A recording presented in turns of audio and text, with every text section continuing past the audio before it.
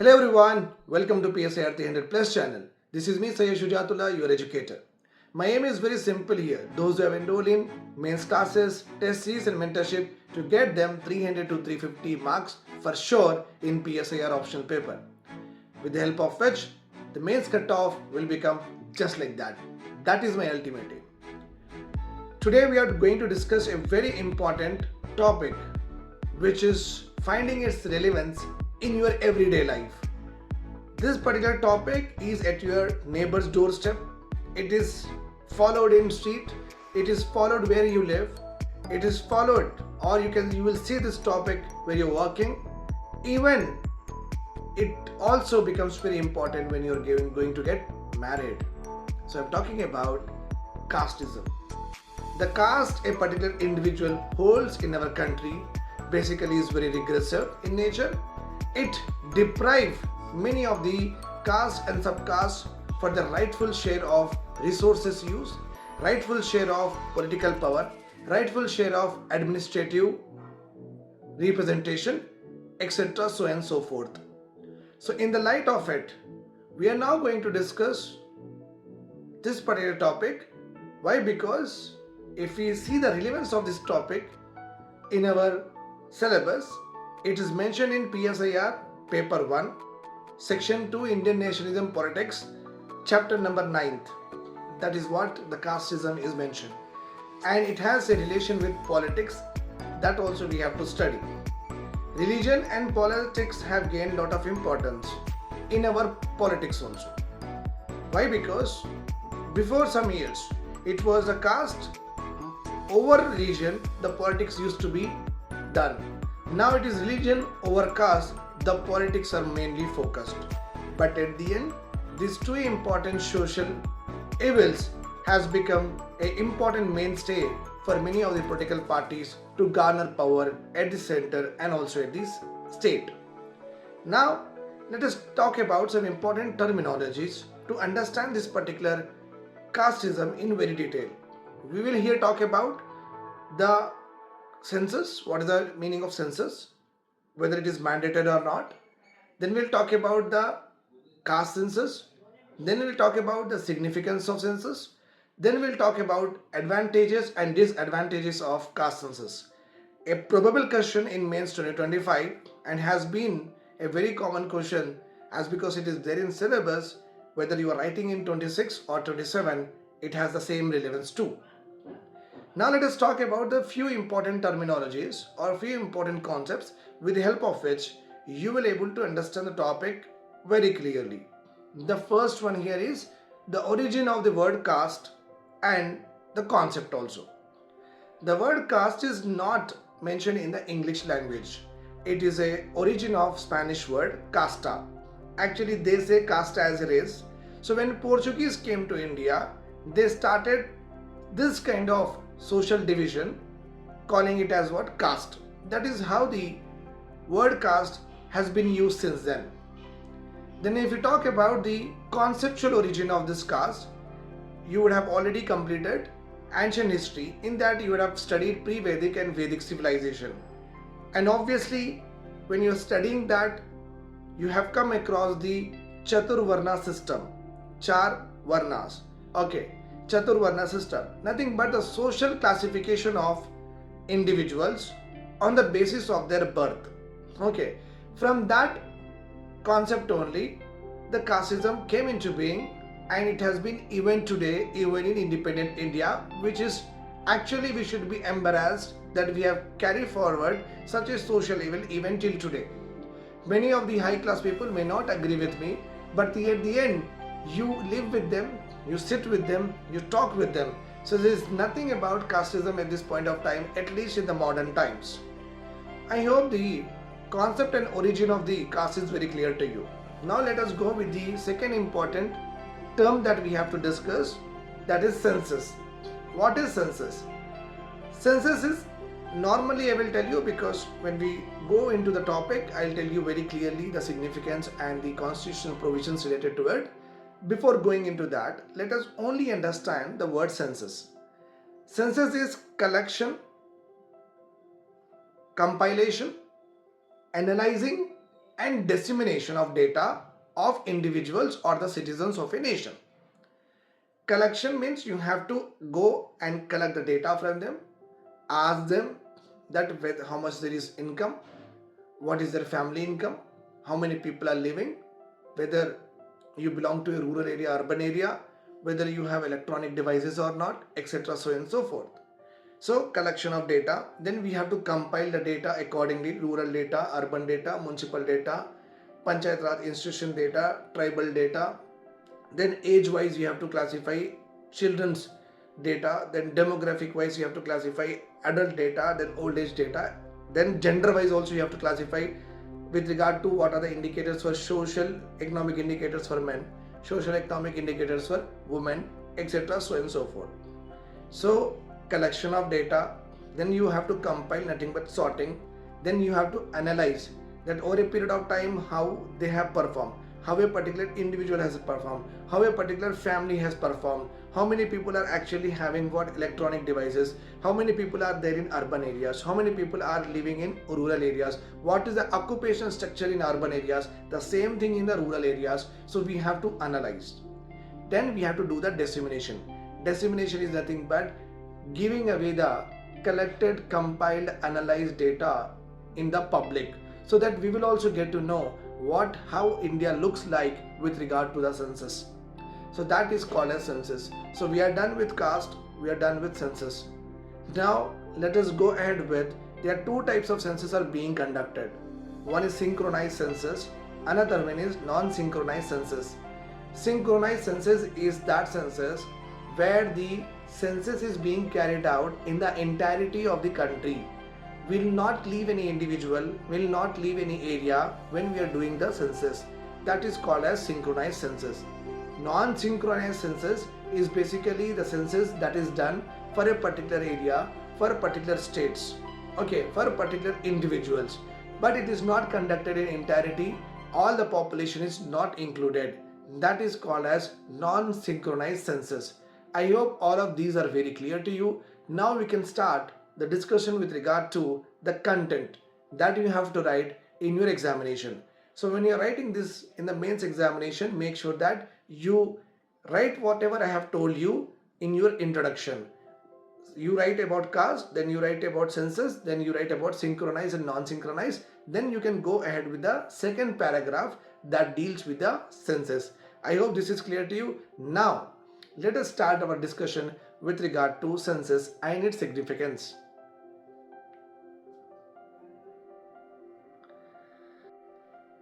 Now let us talk about who conduct this survey and which ministry is associated with it. The census is conducted by Office of the Registrar General and Census Commissioner of India. It works under the Ministry of Home Affairs, the Government of India. Now, it is important to know one amazing fact with regard to our census. India's census is one of the largest administrative and statistical exercise in the world. Why we say administrative, largest administrative? Why? Because to carry out the census of 140 crore population, lot of administrative, lot of people are required, and the documentation, etc. so and so forth. Then why do we say statistical? Because we will take the data in number, which helps us to analyze the various aspects of the population and to formulate policies henceforth. So that's why it is the largest administrative and statistical exercise in the world. Now let us go ahead with the importance of census and what is the constitutional provisions with regard to the census. First of all, let us talk about the constitutional provision. The census definition, as I have already told you, it is the process of collection, compilation, analyzing and dissemination of data of population groups. That is what census is all about. Now the question here is, does our constitution says to conduct the census? It is yes. Why? Because it is mentioned in Union List item number 69. In this particular item number, the constitution has empowered the central government only to go for the census. Remember this point. It means census in India can be conducted by the central government only. State governments are not allowed to do the census. However, state census are being carried out just like in Telangana. We carry our own census in order to make the policies more targeted. That is the only reason. But overall, for the complete country to carry out the census, it is entrusted with the central government under the union list item number 69.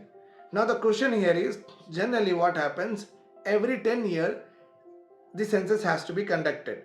This kind of periodicity of conducting the census, we call it as quinquennial. Remember this point. So every 10 years, like last time it was conducted in 2001, then 2011. It has to be done in 2021, but due to the COVID, we did not do in 2021, and we took more time. And just now the government has announced that they will be conducting in 2026. So the question here is, can central government bypass this mandate which is given in the union list of 69 item? Means if they don't conduct for 10 years or don't conduct for more than 10 years, is there any accountability is there with regard to the central government? It means no. Central government has not mandated or did not put a obligation on the central government that they should do this particular census. That's why the timing and or the periodicity of this census generally varies. But customary, we generally take every 10 years census. That is what it is. Now another important point is, census is how census to be conducted. Okay, what are the various departments involved in the census? All this has to be written because it's a very, very huge task. That's the reason we have got an act which is called as the Census of India Act 1948. The next year of our independence, we got this act, Census of India Act of 1948. Under this act also, it is not properly mentioned or not clearly mentioned that we have to go for census for every 10 years. That is the reason if government postpone the census, there won't be accountability in a court of law. They can do it, okay, they can postpone it by giving any reasons or not giving reasons at all. I hope this is all clear to you. Now let us talk about the significance of census. Now let us talk about the significance of census. I will tell you point by point. You have to write it down in your book. Census provide a comprehensive overview of demographic, economic, social, cultural profile of the population. Demographic here is nothing but what is the age group of the population which is growing or decreasing, how many are adults, how many are youth, how many are children. That is called as demographic profile. Then economic profile is nothing but the household income is how much, whether the income is increasing or not, how many people in the household are having what formal education, or how many of them are skilled. That is economic profile. Social profile is nothing but how the society has been stratified on the basis of caste, on the basis of other aspects. Then we also have what cultural profile, means what kind of fairs, festivals, jatras that our population follows. So this is that's why the census provide a very good overview with regard to demographic, economic, social, cultural profile of the population. This is the first point. The second point here is the census is conducted at the grassroots level from the villages to the wards. So it is very authentic data is there. Okay, we'll get the very revised and the newest latest data with regard to our population. That is the reason it helps the government in planning, administration, and to take well-informed decisions with regard to economy. The third important point here is this census will act as a basis of many other surveys with the help of which we'll get the more detailing of the data. The fourth point here is the national and international agencies uses this data and analyze it and try to bring a better picture with regard to various social economic indicators of the population. The fifth point here is outdated data is not reliable. That is the reason conducting census will help us to give what latest data with the help of which all our developmental activities are positively impacted. If you're using the outdated data of 15 years or so and formulating policies on the basis of 2011 census, just imagine that, okay, the development activities will be definitely negatively impacted. Why? Because it may suit to the population, may not suit to the population. 15 years of India is like 50 years of Pakistan progress. Remember this point. So that's how we are moving. That's how we are faster going in the developmental activities. The last point here is very simple. The center provides a foundation for conducting various surveys through this particular data with regard to reservation, with regard to taking any affirmative action to a particular community, to a particular caste, can be possible with the help of this particular data. That is the significance. The 6-7 points I have told you with regard to the significance of census is a very probable question in the examination. Don't miss it. You have to write all of this, whatever we are discussing. This is clear?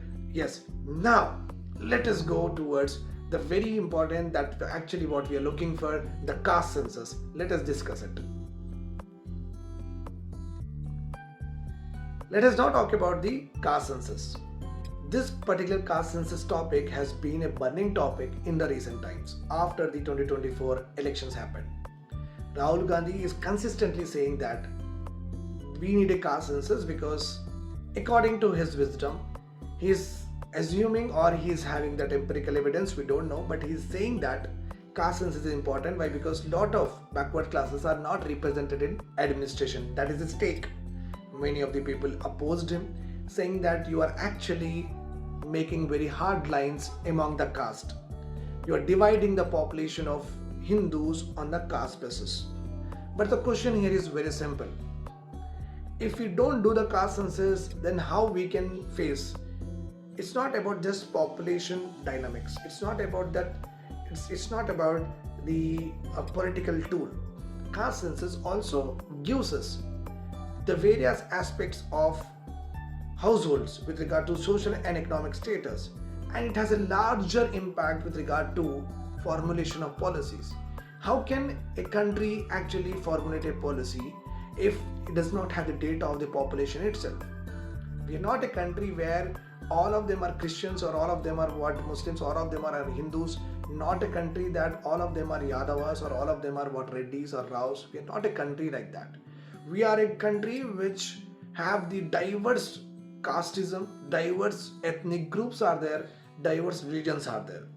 So one uniform policy cannot be a very, very welcoming policy for every diversity that we are talking about. That is the reason caste census should be done. But obviously government is well aware of it. Government knows what to do, what not to do. So whatever they do should be in the interest of the nation. If there are some portions that they don't want to release, they don't release also. That happened in the 2011 also. And this time also, if they don't release, it's okay. But the thing is that what need to be released and what policies has to be framed, that particular things are taken care of. That is it. I hope this is clear to you. Right. Regarding the controversy, I have spoken something about it. Anyhow, the government of India at this point of time is already happy, and in the month of April, cabinet committee of present government, they have already announced that they are going to include caste census in the 2026 census. So now with the opposition or ruling party, everyone is anyhow in consensus with regard to the caste census, and we should be also, right? Okay. Now, this caste census has ever been done in the history? Means yes, in 1941 it was done, but not published due to World War II. This sounds like a gimmick statement. Why not to publish? What is the problem? Just imagine a point here. Okay, in your home, if you're like your father, mother, parents are there, and let us suppose you have all grown up, assuming that you have all grown up, like all of you have crossed 30 years of your age and your parents are like 50 years. Just imagine. Now you started finding out that you three are started finding out that I'm talking about 3 children of the parents. They started finding out that how much dad has spent on A, B, C children. Then later on they got to know that dad had spent more on A, less on B, less on C. If this kind of scenario happens, just imagine that you start asking your daddy or not, daddy आपने मेरे ऊपर कम खर्चा किया है, आपने मुझे अच्छी education नहीं दी है, आपने मुझे ये नहीं दिलाया है, आप देखो उसको इतना दिए हैं, उसको इतना दिए हैं, मुझे कम दिए, क्यों दिए है? So we start asking or not? Yes, that is what we are talking about. अगर 1941 में ये डेटा रिलीज हो जाता था, अगर वहाँ पे कास्ट को बहुत ज़्यादा धक्का लगता था with regard to the social upliftment और इकोनॉमिक अपलिफ्टमेंट उनका बहुत ही नीचे के स्तर में अगर उनका पोजीशन होता था तो वो बेसिकली हर्ट हो जाते थे and they start protesting and demanding to the government. और वो सिनेरियो में at a time we did not get the independence, we should not be bringing up that kind of issues also. That's why it was not released. That is the main reason. Okay, the caste census, the data sometimes could be what very harmful to the social harmony. That is the reason some portions which are very very distressing will not be revealed to you. That's why caste census, okay, basically is done in a confidential way with regard to the personal data. We don't know how much this government is very open with regard to the caste census releasing data, but we'll come to know in a bit anyhow in next year. So let us get into our topic. 1941 we got our caste census, then which we did not release. Then in the year 1951 again we included caste census, but at that time we did the enumeration of only STs and SC but not the BCs. It was Mr. Mandal Commission. Okay, thanks to him that he did the caste census of the BC population and said that 52% of the population of India is in BC category. So caste census came till here. Okay, with regard to whether we have conducted ever or not means yes we did, but in part we did. Now we are going to do a full-fledged caste census in the year 2026. I hope this is clear to you. Now what is a caste census? Socio-economic caste census, we call it as SECC, socio-economic caste census. It is a census that is being conducted in rural and urban household. The better thing, I mean like the new thing with regard to the definition of caste census is it ranks the caste on the predetermined parameters. This ranking is there now that differentiate its definition with the census definition. Census is all about compilation collection, whereas caste census is about giving rankings with regard to the various caste on their socio-economic indicators on predetermined parameters. Already some parameters we will have. In that parameters they will come to your home enumerator and they will ask you, sir, sir, what is your caste? My caste is Reddy. Sir, do you own a car? Yes. Sir, what is your caste? My caste is Madiga.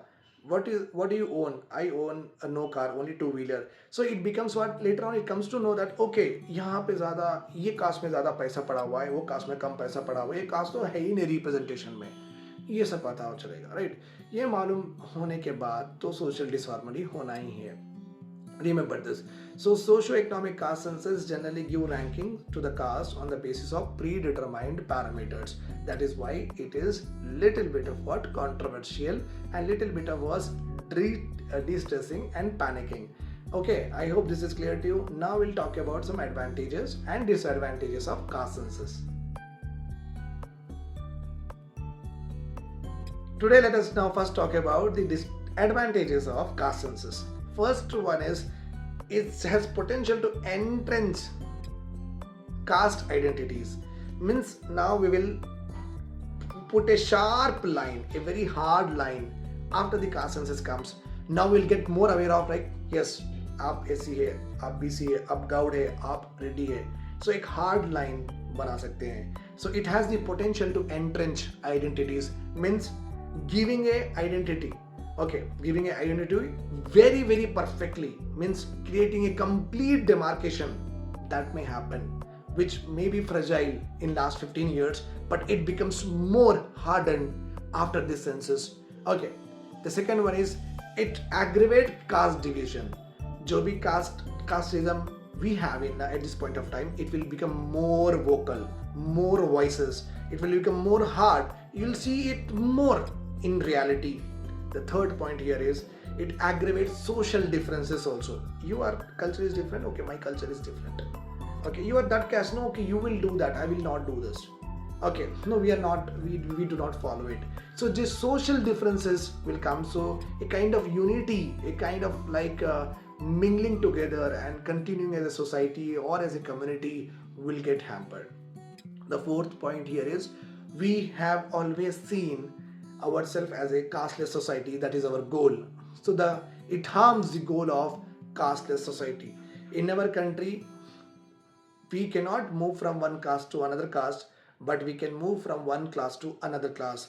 So class mobility is there. You can go from poor to lower middle to upper middle class to rich or posh, whatever it is. So by earning income, you can move from one class to another class. But how much you earn, you cannot move from SC cannot become ST, ST cannot become OBC, Gout cannot become Reddy, Reddy cannot become AD, etc. So remember this point. So in our country, class mobility is there, whereas caste mobility is not there. That is very distressing. So the fifth point is very important. Urban youth. So if you belong to an urban area, when you go to take the admission, after getting into the college or a school or whatsoever, or PG, have you ever talked about casteism with your friend or with any of your colleagues or any of your classmates? No, right? So urban youth is completely unaware of this casteism. They actually don't know that it's a very fragile structure is there with regard to the mindset of urban youth, and that is the basis of intercaste marriages in urban areas, because they don't give importance or they don't attribute that much of importance with regard to casteism. So urban youth is very much liberal in their thoughts. Okay, after getting this census, the urban youth mindset may get affected. Okay, that is also going to be one of the important problems with regard to conducting this caste census. I hope this is clear to you. Let us now talk about advantages of caste census. One of the advantages of caste census is that if we don't do the caste census, the present dominant caste groups still will be dominating and exploiting the resources. The moment the caste census come into existence, government eyes will be open and government will be like, oh, we have to rationalize our money. We have to rationalize the distribution of resources. We have to rationalize the budget allocation. So the dominant groups can no more have dominance or exploitation with regard to the other marginalized groups. Remember this point, as because government gets to know that what is what with regard to the population, black and white. The second point here is the marginalized caste groups, the caste group that has been ranked very, very lower, they can start protesting or going for a very organized demands with regard to upliftment of their caste. So with the help of caste census, they will get the power to fight the systematic exclusion from the various peers of our society. The third point here is, with the help of caste census, government will get raw, authentic, true data for which the targeted program schemes can be launched. And what else we want? If you target it, then obviously the performance of that particular caste will uplift very, very faster. Okay, the fourth point here is, it has been said that if the caste census comes, then it is also going to, is that we get to know the much diversity of the population, and we will be cherishing the diversity and may promote fraternity in long term of our country. Okay, I hope this is all clear to you. All these are very important. You can write 150 to 250 words of your answer very, very easily till whatever we have discussed. All of these slides which are there beside, you have to study them. You have to take a note of it. Do join the main classes, test series for PSIR optional and the mentorship. You will have a very, very good edge over other students. Take care. Bye-bye. Do subscribe and share to all of your friends. My channel. This is me signing off. Take care.